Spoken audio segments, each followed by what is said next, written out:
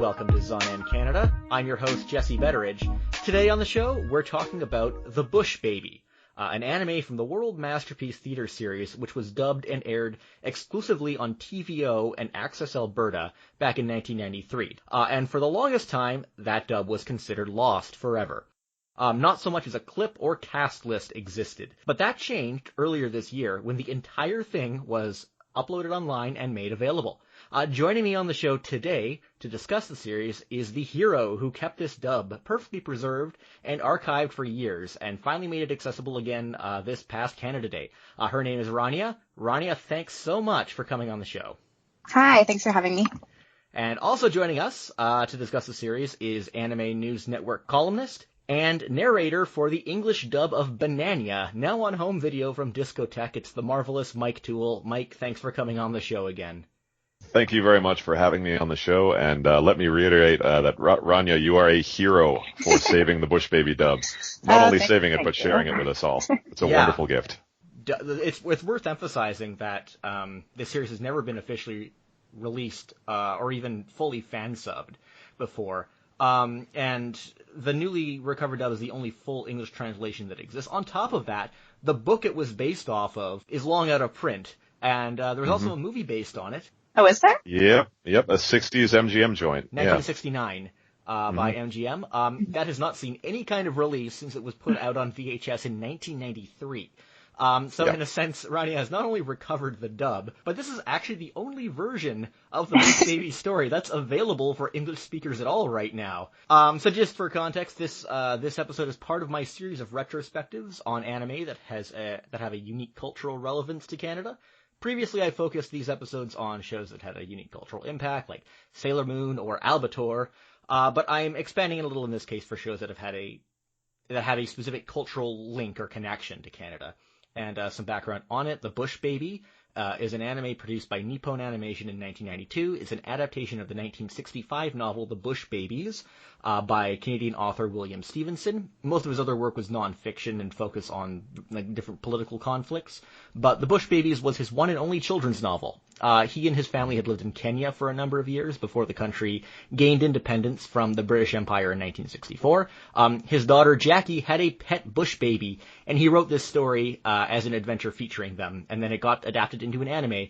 I think actually the first thing we might need to clarify is, what is a bush baby? Can someone explain bush babies? I don't really know how to describe it. It's just like a little rodent thing. I think they're primates.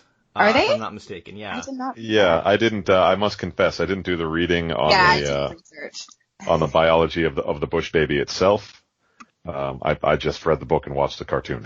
They're nocturnal and they get high when they lick mint. I think those are two pretty important traits. Wait, is that actually true, or is that just relating to that one episode? I was going to say, is there an actual narcotic effect when they eat mint? Because that's like, wow, that Jackie's Bush Baby is stoned for a significant amount of the story, if that's the case. You know what? I may have been embellishing there a little bit. I'm not sure. Yeah. Okay. They're actually kind of horrifying looking, like in actual pictures of them, I have to say. Mm-hmm. Well, Rania, of the three of us, you're the only one who has like a real background with this series and that you watched it long ago. Can you give us a little bit of just the background of how you discovered it and how you wound up with this whole thing archived? Yeah, sure. So when I was about 3 years old in 96, my brother and I used to watch it on Access Network in Alberta. And we enjoyed watching it so much that my parents decided to tape every episode for us. And so it would air daily, and if they missed an episode, they would either wait for it to come around again like the next year, or it was also airing on weekends at a different part in the series, so they would just tape that episode if they wanted. And they got around to getting every episode. They taped them from rabbit ears. I don't know if any of the listeners even know what rabbit ears are, but that was a thing back in the day. It's one of the best ways to get TV now if you're in the right area. Better quality cable. Yeah, right. It's completely uncompressed high definition. See, to me that is doubly impressive because I saw the riffs on YouTube and I just assumed that the analog noise was just old VHS artifacting. It didn't even occur to me that there was also broadcast artifacting in there. Yeah. Yeah. Wow. So then several years later, we made a DVD copy for my cousins who ended up losing it. And then our converter ended up frying in a freak thunderstorm, and then we just never got around to replacing it. And then I found out online years later that there's huge demand for it. And I was like, well, I guess I better get on this because this show's amazing and I want other people to experience it. So I found a independent VHS to DVD converter business dude in Calgary and, got him to copy it over, and then I put it all on YouTube. So I was just going to ask where you were located in Canada. So you're in or in proximity to Calgary? I'm in Calgary, yeah. I am absolutely certain that Dave Merrill, who lives in Toronto and has appeared on this podcast, also lost a DVD recorder in a freak thunderstorm. I'm kind of wondering. It's the same one. Yeah, maybe it was the same storm. Claimed a lot of victims. Nature is just against people preserving classic anime and classic anime dubs, I guess. The odds are always going to be against you. It's always a fight. That's why this work is so important. Yeah. Yeah.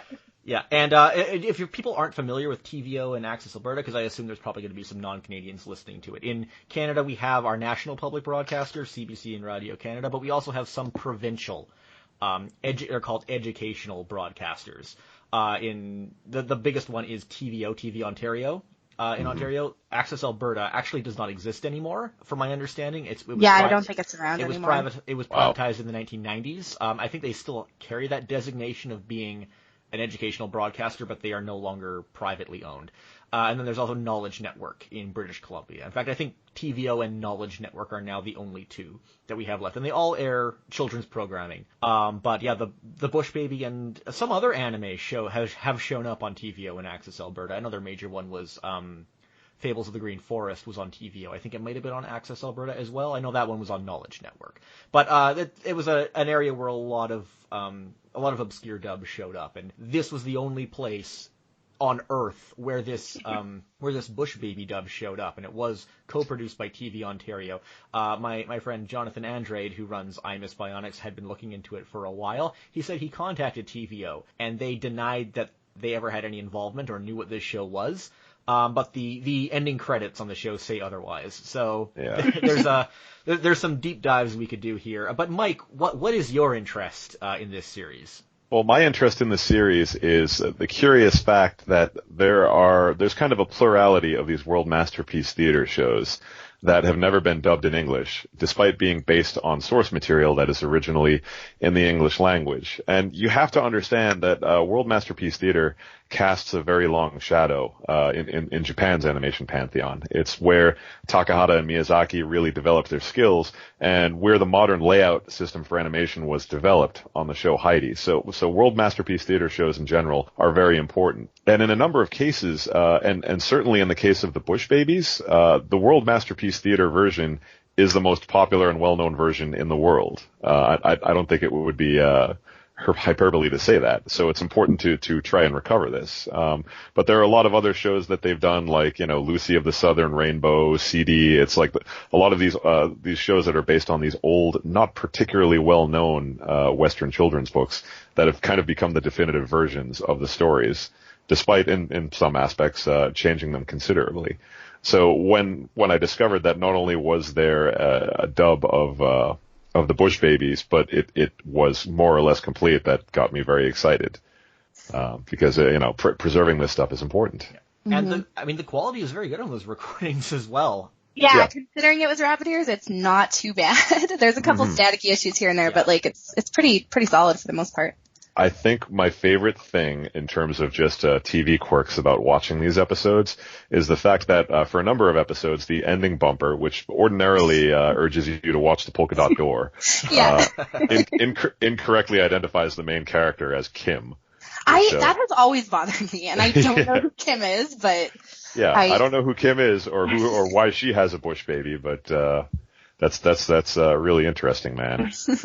Too many Bush Babies running around. Not quite the ecological disaster that Rascal the Raccoon caused in Japan, with people bringing all those raccoons in. But I don't think Bush Babies caught on quite the same way, because I think as Rania pointed out, they're not as cute in real life. Yeah, as they they're not as cute in real life, and they're probably harder to import. It's not hard to get your hands on raccoons. So also, I wanted to point out that the show was directed by Takayoshi Suzuki, He worked on other World Masterpiece Theater titles. Yes, he's very experienced. Yeah. Yeah. Tom Sawyer, Daddy Longlegs, Mayonette. He also directed Grander Musashi and Legend of the Condor Hero. Oh, baby. Grander Musashi is a show about fishing lures. Good fishing lures. Evil fishing lures. I also noticed that, I don't know what an executive director is, or what that is supposed to be in the pantheon of Japanese anime staff. But he was executive director on another anime that had a long-lost dub, Tonde Burin, also known as Super Pig. Yeah, which Saban dubbed back in the late 90s. It was dubbed entirely in English. I've got that dub. It's a good one. Oh, you actually have I was under the belief that the only version of the English dub out there was the Russian dubbed version, which is where you could hear the English version, but Russian people are speaking over it. Oh, no, I have some episodes of an English version. It may not be a Saban English version. The one I have sounds like it may have been dubbed in a English-speaking territory in Asia, like Hong Kong or Malaysia. It's got that style to it. But it's complete episodes, and it's very cute. It's a really neat show, actually. As to your question about supervising director, that is someone who in some shows will sit kind of above the day-to-day director. A good example of that. Executive director, which I guess is probably the same thing. Yeah. It's someone who their job is to get the talent together, not necessarily to supervise the project as a whole. A good example would be Shinichiro Watanabe when he did Space Dandy. He wasn't the serious director. That was Shingo Natsume, but he was the executive director of the project. So it's that kind of role. So I guess we'll start by talking about the series itself. We'll go into some spoilers here. I won't get too in depth. I'm impressed with how many of the story points from the novel it hit, despite being kind of a different work in some ways. Yeah, I mean, some parts are lifted straight out of the book, pretty much. That actually made it a bit of a breezy read for me, but there are a few significant differences. Anyway, the series is set in 1964, which I think means it's one of the more later set World Masterpiece Theaters. I think there are some set in the mid 20th century, but yeah. And anyway, it takes place shortly after Kenya gained its independence from Britain and became a republic. The main character is Jackie Rhodes. She's a 13-year-old British girl who was born in the Mount Kilimanjaro area of Kenya. Lives there with her family. Her father, Arthur Rhodes, also goes by the nickname Trapper Rhodes. I don't know if they use that in the series. No, they do not. Okay, but it was in the book. He's a gamekeeper at a wildlife preservation. At the beginning of the series, she adopts an injured bush baby, which she names Murphy. And we follow her as she nurses it back to health.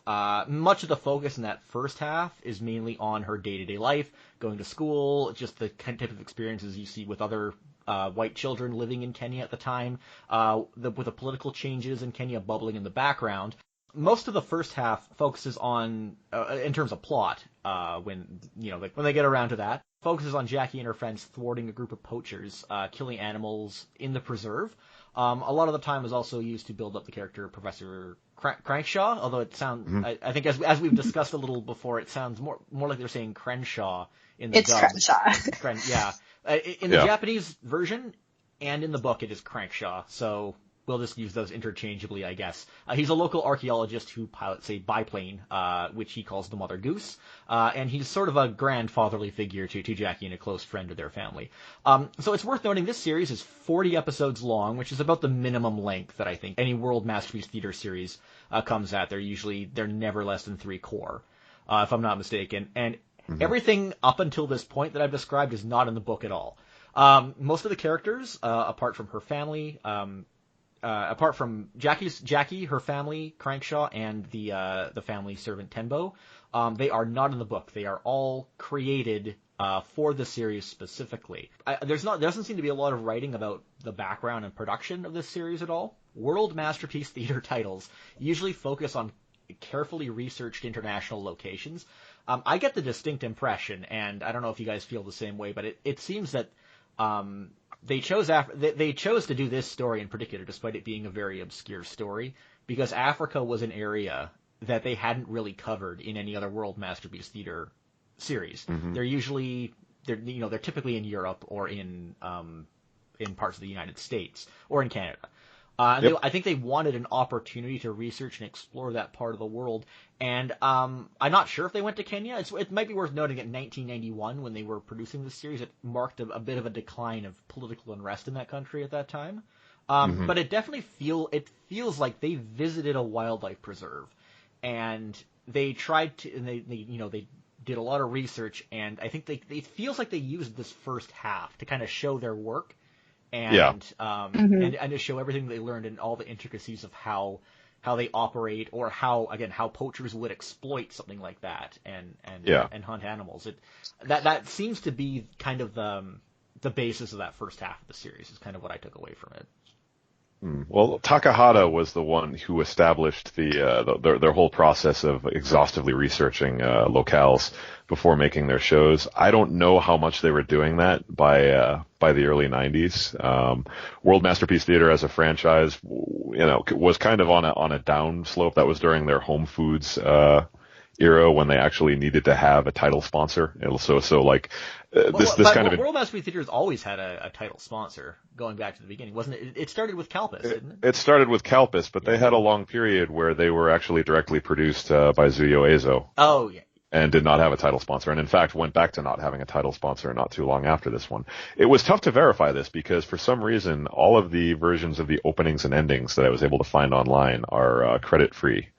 And some of them quite extended. But yeah, you definitely get the impression that at the very least the producers visited an animal preserve in Kenya just to observe animal behavior, because that seems pretty authentic. Yeah, definitely. Yeah, and they go into a lot of things regarding environmental concerns that would have been relevant in Kenya and Africa at that time. Rania, you had some things you wanted to say about that too? Yeah, and I think it's in episode 15 where they go on a picnic to Lift Valley, I think it's called, and Professor Crankshaw, whatever, says that I think I just watched it like a few minutes ago, and it said, I think he said in like a billion years from now it would fill up with water and separate from Africa, which is kind of concerning, because currently we're talking about Africa losing its horn, which is like less than 60 years later than his estimate. So that's a little concerning. Yeah. Yeah. Yeah, with the way talk about topical. Yeah, with the way climate concerns are unraveling, something you'd predict would happen a billion years in the future, probably like, I don't know, 80 years on the outset, unfortunately. It's happening much faster than we expected. So anyway, the turning point of that first half of the series is basically where the novel starts, which is Jackie finding out that her father, Arthur Rhodes, has lost his job, and the family is going to have to move back to England. And a lot of focus just in wrapping up that first half is that she has to obtain a permit to bring her beloved bush baby, Murphy, back with her to England. Now, in the book, she simply misplaced it. But in the anime, it plays out a little differently. The permit... Okay, so when I was watching this series, there's one character in particular that I was very certain was not in the original book. That character is Mickey. So Mickey, he's basically this fat kid who his entire existence is basically to create artificial conflict and slow the story down.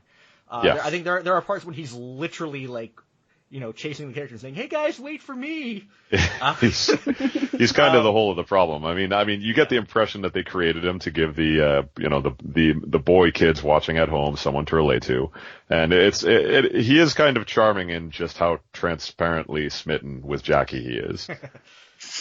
But yeah, he's a little pain in the ass. Yeah, and he sticks around. Oh, and I'll get into it in a second. He sticks around in the story much longer than he really should. But yeah, there's this scene that didn't really work for me around that point where he steals the permit because he's essentially jealous of. I wasn't really clear on what his attitude was, because he's jealous that she gets to take Murphy with him, but you don't really get that sense that he was that attached to Murphy in the first half. Yeah, I mean, watching it back, it's been a few months now since I actually rewatched it, but he definitely does have a bit of an attachment to Murphy, and he's intrigued by him from the get-go. He wants to see baby Murphy before he, kicks the bucket.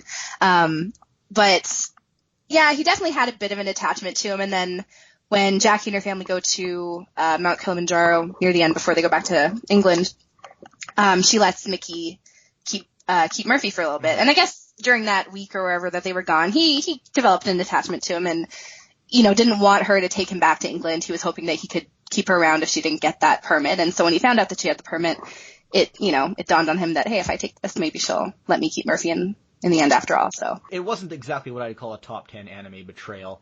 But I would.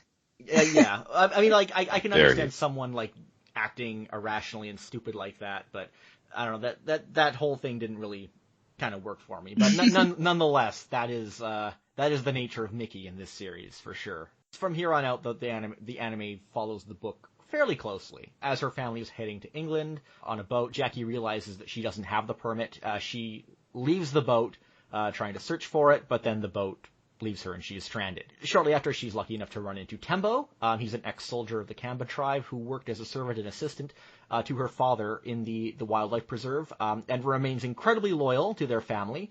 And he tries to assist her in sending a telegraph to their family to send the message. But unfortunately, misunderstandings develop quickly, and that leads police to believe that Tembo has captured the girl, and a manhunt begins that forces them to take a detour in order to find a place where they can send the message and get everything cleared up. The series, I feel, becomes much more dynamic at this point. Before Absolutely. this, it's quite stagnant. From here on out, you get more scenes set at night, more interesting use of shadows, more diverse locations. But then, of course, Mickey, for no justifiable reason at all, he just shows back up and he's like, I'm coming with you guys. And it's like, oh no. I think he specifically says that he just wants to go on an adventure with them under the flimsiest pretenses.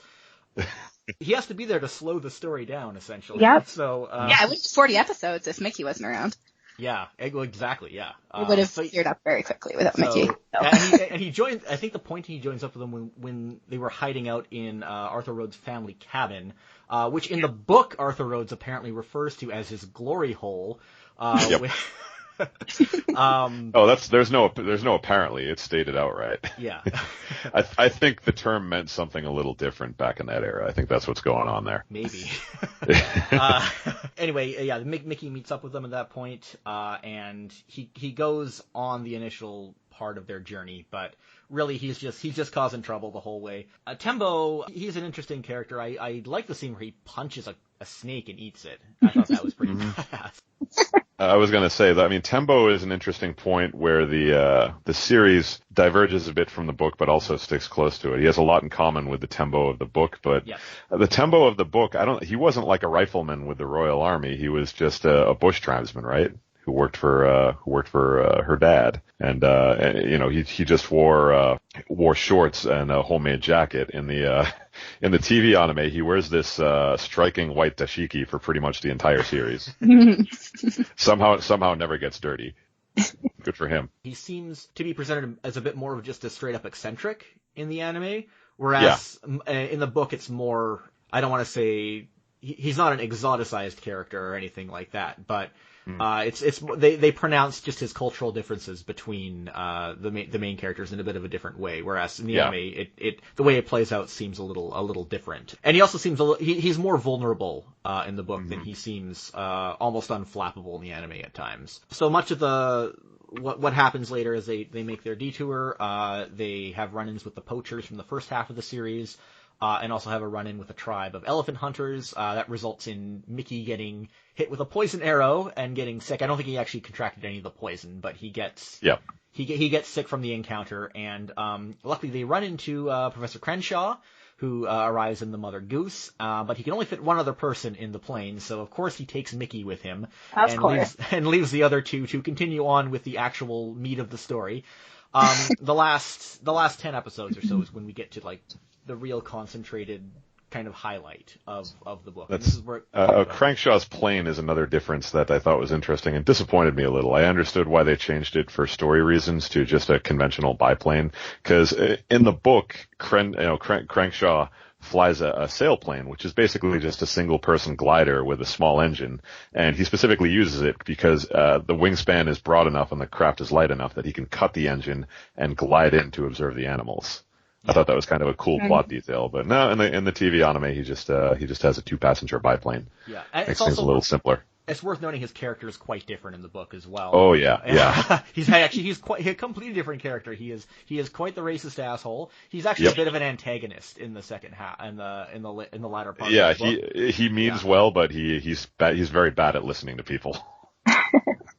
Yeah, in the book, Jackie is actually the one who gets sick and incapacitated, and then Crankshaw finds them, and he assumes the worst of Tenbo, and then he begins pursuing them after that. This is a point in the story where I think Mickey was actually kind of used as a way to diffuse that, because his presence there was able to cut down on the misconceptions that happened when Crankshaw met them at that point in the book. He continues to be just a understanding, supporting character in the series. And another difference in the book between the series is that everyone is just so chill in this show for the waning days of colonial rule in Kenya, whereas you feel there's much more, tension and hostility going on between characters in the book. A lot of that seems to be kind of downplayed in the anime in a typical 90s way.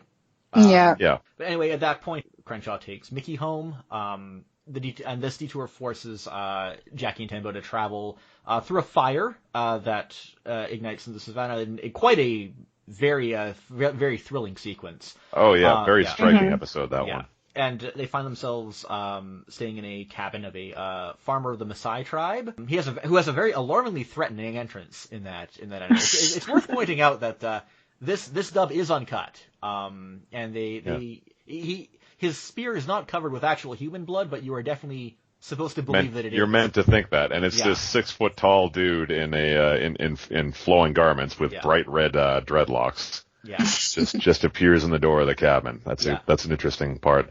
That's also another thing where it's a little different. There's one scene from the book that I really wish they had used in the anime, but they made the Maasai character a little too nice. Yeah. Yeah, he was. Also, another major change is that he lived with his mother in the book, but in the anime he lives with his younger sister.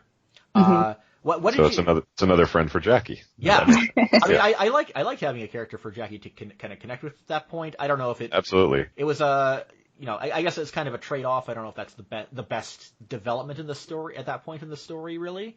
But it was, it played out well in the anime, I found. Also, in that same episode where they encounter the Maasai tribesmen, there's this great scene I love in that episode where Jackie's pointing out that you can see every animal from the top of the hill where they're at, and she points out there's the hyenas, and it just cuts to this shot of these hyenas just chowing down on a zebra, completely covered in blood. I did not remember that. Yeah. There are a number of scenes that are like, did they have to go there? Yeah. You want to talk about my favorite scene is early on when Jackie and her friends form the little detective corps to try and root out the poachers. Yeah. And at one point, the local man who repairs all the electronics and electrical systems, Dan, she suspects that he's involved with the poachers, and has this vivid nightmare of him just raising his rifle and shooting Murphy's head off. This show does not back down in animal violence. Totally uncut. Yeah. Totally uncut. Yeah. They do not look away. Yeah. From nature. After that whole scene, Jackie and Tenbo, they force their way through the final stretch through a massive flood. Another very, very great sequence close to the end of the series that brings them to the rail station at ND. Now, then we get to the final sequence where they do make contact with Jackie's family, but there's also a problem where a train is heading towards that ND station, and the station master, I can't remember his name. Gideon. Gideon, yeah. Yep. His communication is cut off, and he's unable to inform a train that's heading towards them that they're going to basically fall in a giant crater a giant pit that has formed due to the flooding. I mean, I won't get into specifically how it's resolved, but the Bush baby is able to save the day due to his small size and alarming intelligence. Yes. And this is also something that was very different from the book. The same basic events take place in the book, but much of the tension is more based around the manhunt going on for Tenbo. Like the authorities still believe that Tenbo has kidnapped Jackie and have been advised to shoot him on sight, and obviously no one wants that to happen, so they need to figure out how to communicate with their pursuers that everything's fine. Yes, like in the anime, much of the tension going on in the latter part of the series is just they run into the poachers or something like that. Where in the book it's just like, we may rescue Jackie, but Tenbo he's gonna die. They're gonna kill this guy. Regardless of whether it eventually gets cleared up or not. The anime doesn't use that as a source of tension, but rather the tension of what's going to happen to this train if they don't communicate the message across. And what I found interesting, and I think that the way the anime handled this was a bit of an improvement over the book too, because that train is still coming in the book, and they don't really seem anywhere near as concerned about it. Well, there is a passage in the book where Gideon mentions that he was able to send a letter to advise oncoming trains. So he's less concerned about trains plunging into the gorge than he is about just getting the relief train in, getting the repairs started, and also preventing them from shooting Tembo on site. Right. Okay. Yeah. It does make for a rather thrilling finale in the series that I thought was quite effective. And the series ends with Jackie reunited with her family, but she opts to let the bush baby, Murphy, release the bush baby into the wild, which is actually different from the book, which is... That's a major divergence, yeah. Where it follows reality, where the bush baby is taken with them to England. I don't know, do you have any thoughts on which approach worked better there, Mike? I actually prefer the TV anime. I think it's a nobler idea to connect with this creature, have it as a pet, but eventually realize it wouldn't really be fair to it to take it out of its habitat. Mm-hmm. Especially since she spends much of her journey across Kenya and her time of spiritual growth and during her adventures, with the mission of returning the bush baby to its native habitat. Yes. It felt very strange reading the book too, just like, oh yeah, they get it back to its habitat, but then they find the permit, and she's like, okay, I guess I can take it. Is that what happens? Oh, that's so weird. Her mother had the permit all along. The permit was in her mom's luggage. She thought she had left it, but she was wrong. Another thing that they emphasize in the anime is that it is because they arrive at that place at that exact time that they're able to rescue the passenger train, which, if they had not made it to ND at that exact point, it very likely would have been destroyed without Murphy there to help deliver the message.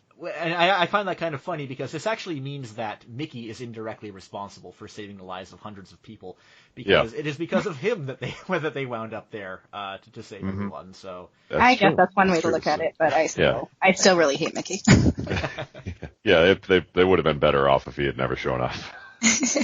Did you guys have any other thoughts? Any other parts of the series really stand out for you, just in general? I just wanted to touch on one thing. I remember watching this as a kid, not noticing the segregation and the differences in skin colors and how people were separated, but watching it back as an adult, it was very apparent how much segregation there was, and it was kind of upsetting because as a kid you don't notice it and you're just like, oh yeah, they're just people, but as an adult, it's kind of like, it's unfortunate that we don't notice skin color until it's presented to us in a negative light. I will say one thing in appreciation of the dubbed version. They don't try to do any goofy, fake African accents on the African characters. They give a goofy accent to one character. And Mr. Morris, who runs the store, they just could not resist giving him an Apu accent. Okay. I kind of forgotten about him because he's far back enough in the show. Very minor character just in the earliest episodes. Yeah, but in general, and especially the major characters, they just have neutral speaking voices like everyone else, which is probably the right choice. I mean, I will point out too that in the majority of the book, Jackie and Tembo speak to each other in Swahili. Yeah. Really? Huh. Yep. Well, I guess that makes sense. Yeah, that'd be cool. The characters, despite the fact that the white characters should have British accents. I guess Arthur Rhodes kind of does, but not. Yeah, barely. Basically all the characters speak with neutral Canadian accents. Yeah. Which is quite a contrast to, say, the Anne of Green Gables South African dub, where I don't know what the hell kind of accent they're speaking in that. It was dubbed in South Africa as but they're not trying to sound Canadian. It's I don't think they were quite sure how Canadians at that point of time sounded. I mean, the episodes I haven't seen too much of it, but they just sound South African to me. I mean, I've been there. I've been to a number of cities in South Africa, and that's how the folks talk. Okay, well that makes sense then. I've been to Kenya too. I was there for a total of 6 hours, and I didn't leave the airport. I'm an expert now. What was the airport like? Fairly small and very crowded because this was in the run up to the World Cup in 2010. It was a fun place to be. Everyone was going somewhere. Yeah. Let's talk more about the dub. It's worth emphasizing that there are no voice credits at all in the ending credit sequence, which is very frustrating. Infuriating. We don't know technically who played everyone. This dub was produced by Cinelume in Montreal. So the cast is actually very recognizable if you've ever seen an episode of Arthur.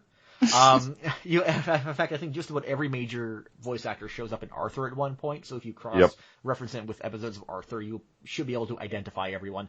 I need to circle back. I've seen episodes of Arthur because that show was created here and takes place one town over from my hometown. So that's real local product for me. But I totally recognize some of those voices. The TV show production is like all CanCon, baby. Yep, that's right. Most recognizable, Jackie's brother Andrew is played by Daniel Brochu, who's Buster from Arthur, and Professor Crenshaw. He's played by the late Walter Macy. He played the principal in Arthur, but he also he is in a lion's share of CanCon productions, both animated and live action.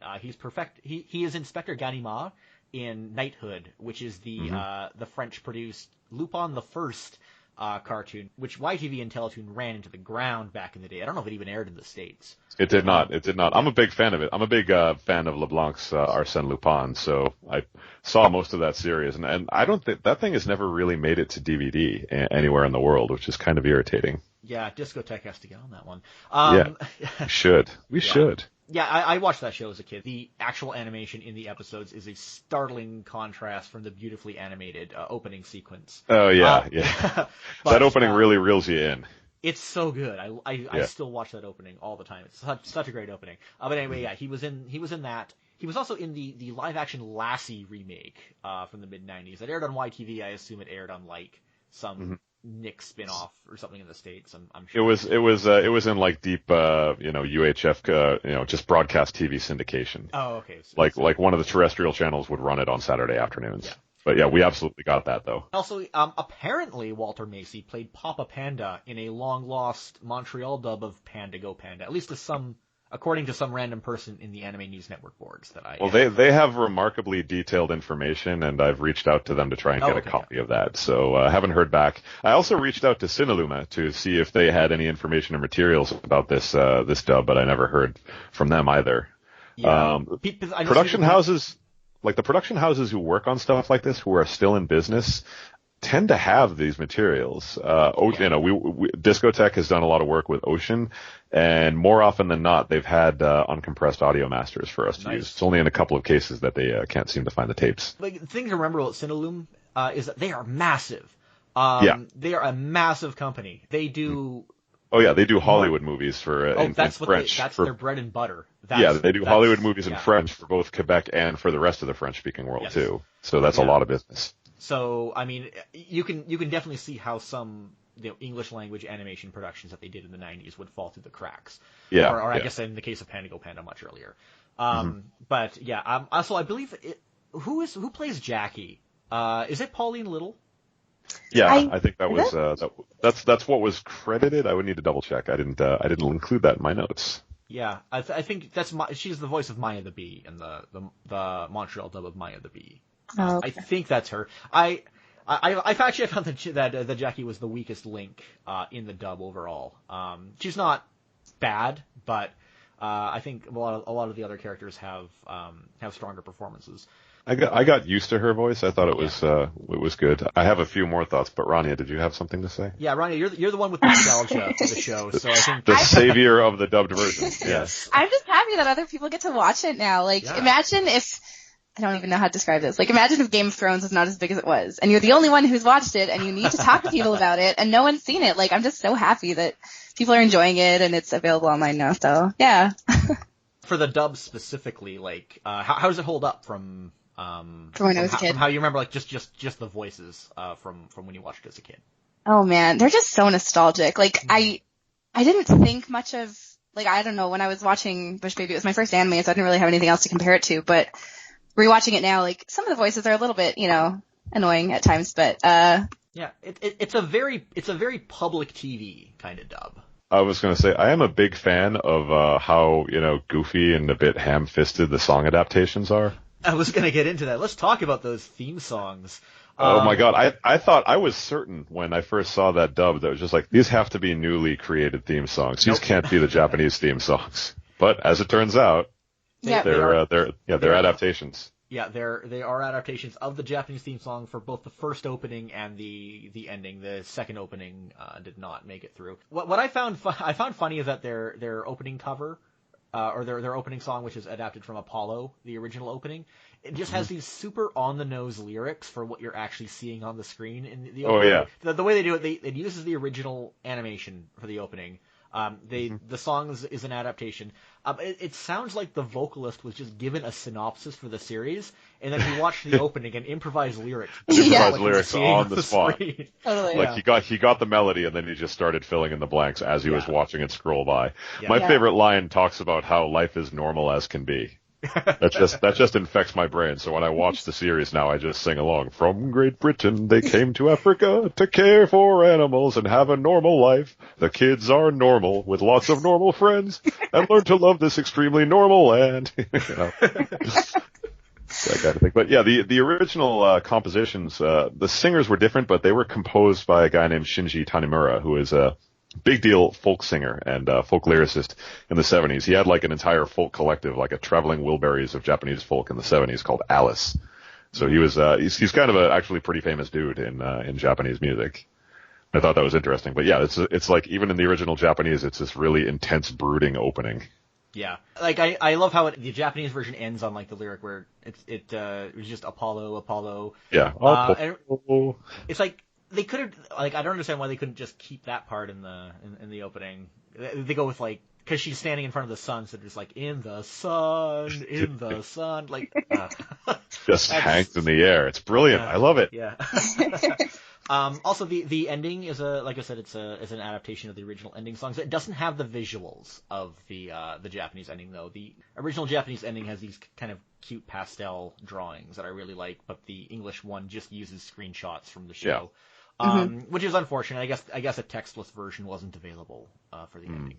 That's the only explanation I can think of for that. It's funny because that ending starts with a shot of Murphy from the first couple of episodes when he's just like this little lump, this little brown lump of whatever a bush baby is, and it's a contrast to how he looks later in the series. He gets progressively cuter as things go on, for sure, which I guess is a necessity for when you have a long-running series like that. So refresh my memory, Rania, when did this air? What time? What day? Was it on the weekends? Was it a weekday thing? Yeah, so, I didn't record it was my parents, but according to them, it aired Monday to Friday, I'm not sure what time, probably in the afternoon sometime, and then, Saturday and Sunday it was also airing at a different time at a different part of the series, so it was going all week, I think, so, yeah. That's interesting. So if you had a gap of episodes, you could double back on the weekend showings and get caught up. Yeah. How long did they run it for? Oh gosh, I don't know. I think probably 2 or 3 years, I think. Oh, okay. Yeah, because she definitely did. Like when my mom was recording it, she missed a few episodes here and there and had to wait like a year for it to come back around sometimes. So, and she did manage to get all of them. So I imagine like at least a few years. So. Wow, that diligence really paid off. Yeah, there's a lot of dedication that she put into this. Yeah. Yeah, that's quite impressive. Yeah. Well, on Access Alberta, there was also the Jungle Book anime, which I think I mentioned before, you guys anyway. But we do also have it on VHS. My mom put in the same amount of dedication for that, although the quality is not quite as good. It's more staticky from what I remember. Yeah, the Jungle Book anime was released on DVD in North America. Oh, was it? Okay. I think by Shout Factory, yeah. Oh, okay. Yeah, and comparing the two, like, I always preferred Bush Baby as a kid, but rewatching Jungle Book, it's very, very cheesy, and the writing's not so good in some parts. Like, the dialogue's really weird and awkward in some scenes, whereas Bush Baby, I think, holds up a little bit better, so. That has me scrambling to check. Was that Jungle Book also dubbed in Canada? I think so. I don't know. I believe it was. I'm not 100% sure on that. Company. Jungle Book, Shonen Mowgli. Yeah. Yeah, that was also a Nippon Animation show. And Nippon Animation also did like a young Robin Hood show that was dubbed by the same crew, and it's very amusing. Mm-hmm. It has a very wry, weird sense of humor to it, and the dubbers do a good good job of latching onto it and preserving it. Mike, I'm curious, do you have any speculation yourself as to how TVO may have wound up getting the rights and producing this dub? I would venture that I don't think this was a money up front deal. I think what probably happened is that Nippon Animation brokered a deal with Cineluma to get it dubbed into English.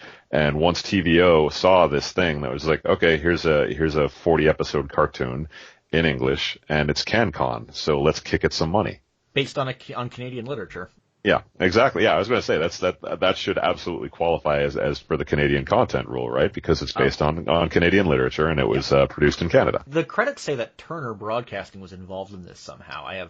Can't even begin to speculate on what role they could have played in this. It's possible that they were a go-between, that they were involved in the negotiation somewhere, or they have a master North American license that they just didn't bother exercising in the U.S. Turner, the Turner people were also involved in the dubbed version of Ninja Robots, Tobikage, which that was dubbed in Miami and never shown in the U.S. It was only shown in Latin America and Southeast Asia, but Turner has it for some reason. Turner produced it for television. So yeah, there's some weird cases of these big global production companies getting involved in places you wouldn't expect them to. But again, that's speculation. I think it's unlikely we'll ever know the full story. But at least we have it. That's the most important thing. Well, yeah.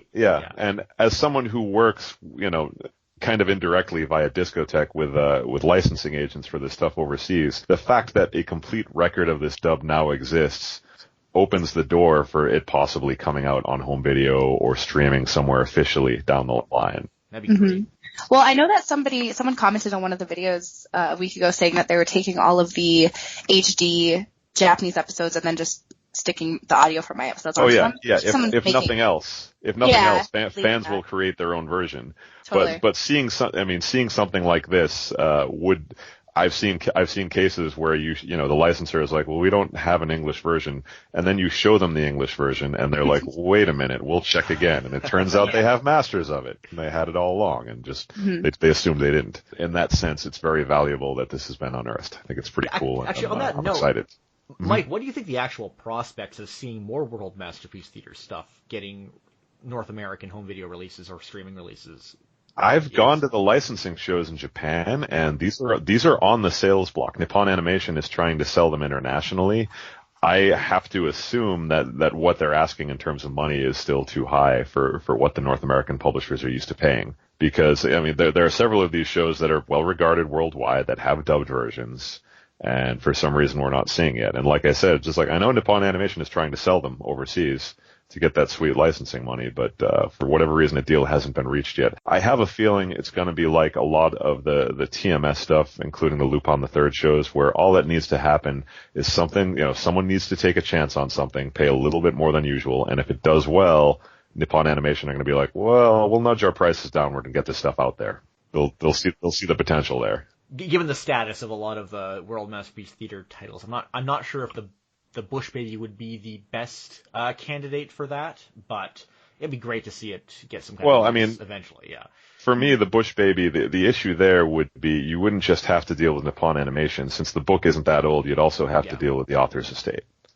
And that might be very easy to do, but who knows? It could be very difficult. Speaking of which, I should probably mention I found the book. What I had to do to get the book is there was precisely one copy available in all of British Columbia. It was in the Vancouver Public Library, and it was held in their Canadiana section. So they wouldn't let me take it out. I had to go there, and I had to photograph the whole thing and then read it later. Jesse, how long did it take you to do that? Hour and a half. Oh my gosh. It wasn't that long.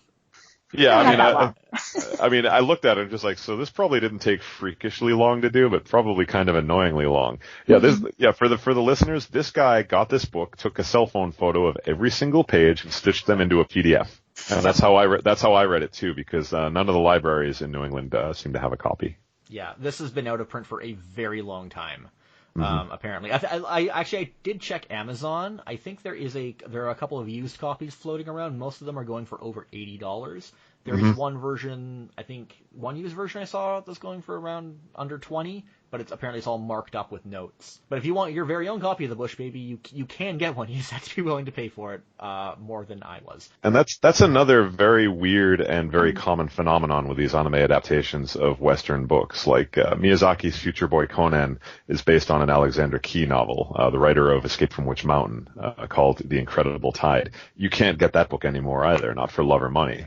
There are ways to read it online. It's been pirated widely, but you can't officially get it, and haven't been able to for decades. That's really interesting to me.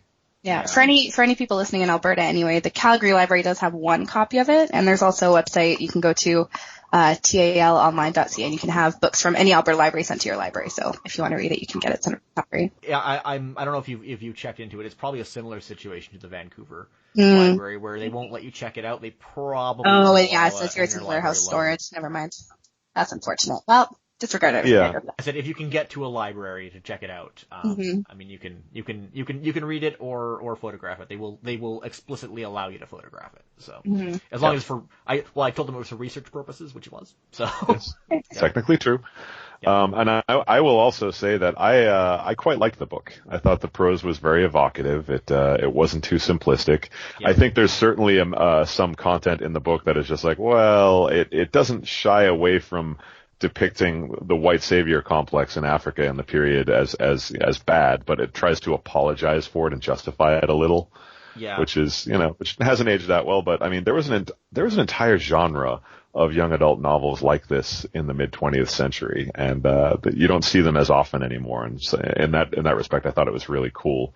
It reminded me a little bit of another book called Flight of the White Wolf by Mel Ellis, which that was like that took place on the story took place on the border of the U.S. and Canada, so it's close to being Canadian content, and that also got turned into a TV anime. Another thing I wanted to mention is also Jackie's dad. I find it kind of funny because when you remember that William Stevenson wrote this story about his daughter, so the character of Arthur Rhodes is essentially his own self-insert into the story, and he is... That has to be a pastiche of him. Yeah. He is very... I thought he was very much a Mary Sue, and when I say Mary Sue, I mean like what that term originally referred to, which is an idealized self-insert of yourself, because he really comes off as being like, no one respects the Africans like Arthur Rhodes does, or that's right. And the book especially paints him in contrast to Crankshaw in that regard as well. Yeah. One big thing that was excised from the book was discussion of Jackie's grandfather, John Laxman, who heroically hunted Arab slave traders, which arose after kind of the end of the transatlantic slave trade, which they touch on a little bit in the show. They go into more detail into that in the book, but that's a definite quirk of the book is how it approaches the white savior complex for sure. And I just found it funny the way William Stevenson sort of depicts Arthur Rhodes within that whole kind of conversation. Mm-hmm. Yeah, one other thing too actually is when I first found out about how much demand there was for this, it was on Reddit. Someone had posted about it and it actually got a lot of upvotes. It was from William Stevenson's granddaughter saying that. Yeah, did you guys I read see that thread. Yep, yeah. Sure did. Yeah, my aunt became anime, but now the dub is out of print. Mm-hmm. That was a really interesting thing to pop up on Reddit. That's actually what brought my attention to this originally. Someone showed me that thread.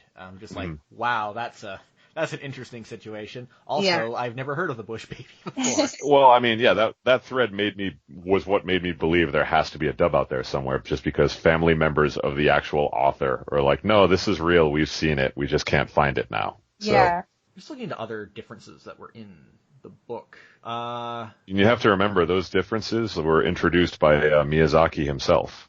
I am, of course, referring to Akira Miyazaki. Why, who did you think I was talking about? Akira Miyazaki was kind of the other Miyazaki at Nippon Animation. He actually worked on, we worked on a couple of projects with Hayao Miyazaki. He ended up writing a movie called Like the Clouds, Like the Wind that is kind of permanently mistaken for a Studio Ghibli movie because the animation director and designer was Katsuya Kondo, who also works at Studio Ghibli. That was perpetuated heavily in the fan sub. Oh yeah. The fan sub circulators were like, that name is Miyazaki. Discotek released that on Blu-ray recently, and I really wanted to put a tag on the front that just said in huge letters, Studio Ghibli, and then underneath it is, you think this is from Studio Ghibli. I guess it's also worth one thing to also point out is that in the book, the Bush Baby has a different name. It's Kamau instead of Murphy. I'm not sure why they made the decision to change that. It may have just been a pronunciation thing. Also, Kamau says in perhaps the part of the book that has aged the least well, the Bush Baby always says kek kek, which is a little unfortunate. Okay. Yeah. Well, the thing is, what occurs to me is like maybe it was because Murphy is cuter or a pronunciation thing, but also Kamau uses Japanese phonemes. I wonder if Kamau is a not nice word in Japanese. Oh, maybe, yeah. Yeah. It could be interpreted in a negative way in Japan. I'm not sure. The book is called The Bush Babies, rather than The Bush Baby. I don't know why that is, because there is only one Bush Baby. In fact, there are fewer Bush Babies in the book than there are in the series. There's only one. Yeah. I don't know why it is. I was waiting for the book to have some kind of line like, after all their travels, it turns out that she too was a Bush Baby, but that never happened. And yeah, I guess kind of the last thing I wanted to bring up is that, as far as I can tell, the one thing that really makes The Bush Baby stand out as an anime is that I think this may be the only anime ever made that features a well-researched version of a sub-Saharan African country. That's really it's not material you see in media in general very often, especially not in anime. I don't know. I guess, Mike, did you have any thoughts on that? I mean, I looked into that a little, and yeah, there is an anime called Kenya Boy, but that's a lurid cult movie that has nothing to do with reality whatsoever. Yeah, the title doesn't inspire a lot of faith. Yeah. But in general, it's I'm not thinking there's not a lot that comes to mind. Like, you talk about anime that takes place in Africa, and all I can think is, well, JoJo's Bizarre Adventure takes place in Egypt, but that's Northern Africa. Yeah, and it's a well-researched version of Cairo in that show too. But no West Africa, no Central Africa, no South Africa. Specifically, I think just like we've had anime that takes place all over the world. Why not South Africa? Because going there in 2010 was an eye-opening experience. In a lot of ways, South Africa is a very highly developed country, like any other very, very highly developed country. People look down on it because it's in Africa, but no, I felt very comfortable in Johannesburg, and I thought it was a cool place. They should set a Super Robot anime in Johannesburg. That's what I think. I support this. Yeah, I think, like I kind of touched on earlier, I think that may have been the whole purpose of this project, was to just present a well-researched version of an African country, which is just not something you see in anime, and that's kind of one of the things that makes World Masterpiece Theater stand out, is that they kind of have that underlying objective with a lot of projects of exploring different cultures in different parts of the world, and displaying them authentically in a way that a Japanese audience is going to be very receptive to. So, and that was something that Takahata insisted on, specifically after the Dog of Flanders show, which was not quite Belgian enough to impress actual Belgian people. Yeah, people in Belgium are not generally impressed with the Dog of Flanders. Well, the story was never that well known, and the characters and settings look a little too Dutch. Actually, a lot of the staff who worked on the Bush Babies worked on a 90s version of the Dog of Flanders that is a little more authentic, and that did air on Belgian TV. But yeah, that's one of those central missions of World Masterpiece Theater, and I think it's too bad that there hasn't been any World Masterpiece Theater anime for some time, over 10 years at this point. I think the last one was the Les Miserables Cosette series, which was early 2000s. They did before Green Gables. That's right. Yeah, and prequel set in New Brunswick, and heavily sponsored by Canadian tourism organizations. I'm sure. But I mean, at the same time, it's like before Green Gables, like, oh, this is going to answer all the burning questions that I had about Anne's life before she came to Green Gables. All right, that's all I had. Did anyone else have any other thoughts? Rania, did you have anything else you wanted to add about the show?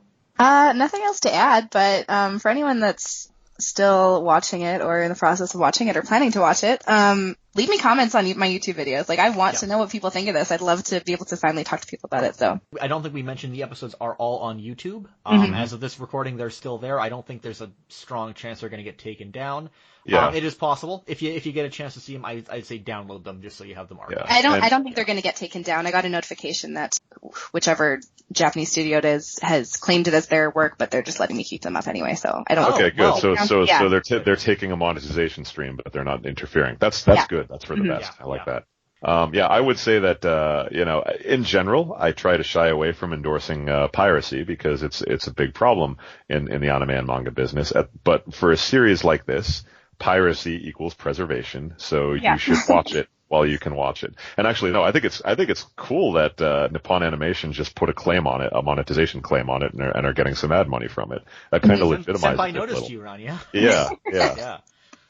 I hope they keep an eye on what kind of revenue they get from it, and a light bulb goes off above their head, and maybe we can see more of it. Yeah, exactly.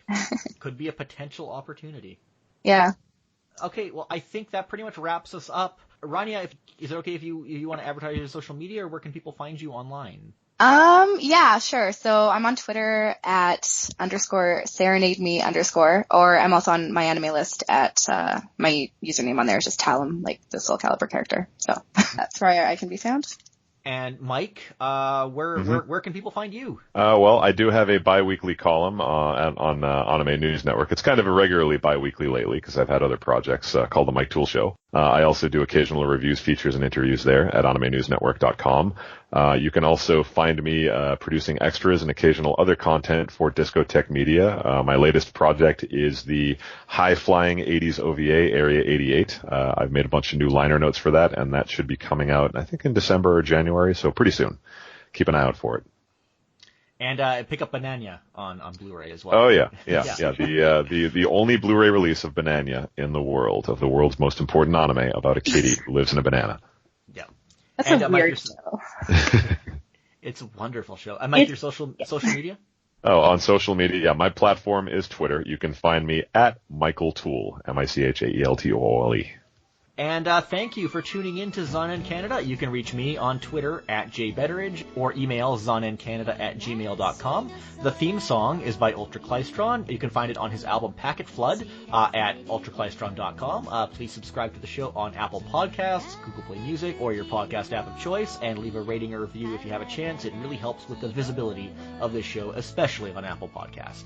If you know anyone who might like this show, please recommend it to them. See you again. 野に咲く花や風も木も生きているささやかに生きている帰らないわ生きていたいもの夢を捨てて私翼広げ私鳥になる